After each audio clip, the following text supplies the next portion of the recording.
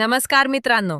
मुंबईच्या ट्रॅफिकमध्ये अडकणं आता जुनी गोष्ट होणार आहे, कारण मुंबईत आता धावणार आहे देशातली पहिली पॉड टॅक्सी.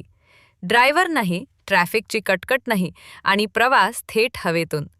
नक्की काय आहे हा प्रकल्प? वांद्रे ते कुर्ला प्रवास किती सोपा होणार? चला तर मग आजच्या या व्हिडिओमध्ये मुंबई पॉड टॅक्सीबद्दलची संपूर्ण माहिती इन डिटेल जाणून घेऊया. मार्ग आणि लांबी. सर्वात आधी जाणून घेऊया हा प्रकल्प कुठे होणार आहे. MMRDAने मुंबईतील पहिल्या पॉड टॅक्सीसाठी वांद्रे कुर्ला कॉम्प्लेक्स म्हणजेच BKC या भागाची निवड केली आहे.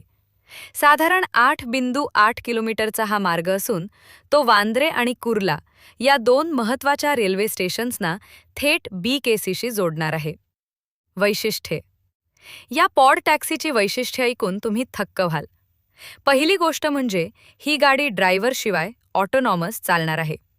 एका पॉडमध्ये 6 प्रवासी बसू शकतील.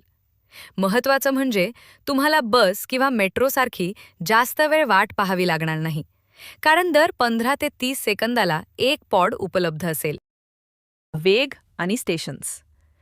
या 8.8 किलोमीटरच्या मार्गावर एकूण 38 स्टेशन्स असतील.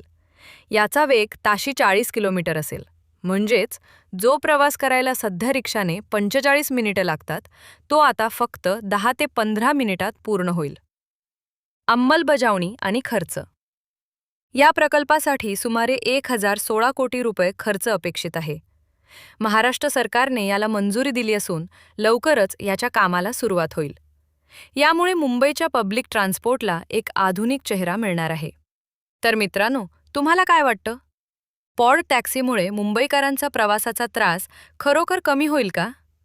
तुमच्या प्रतिक्रिया कमेंट्समध्ये नक्की कळवा. व्हिडिओ आवडला असेल तर लाईक करा आणि अशाच माहितीपूर्ण व्हिडिओसाठी आपल्या युनिव्हर्सल टॉक चॅनलला सबस्क्राईब करायला विसरू नका. भेटूया पुढच्या व्हिडिओमध्ये. धन्यवाद.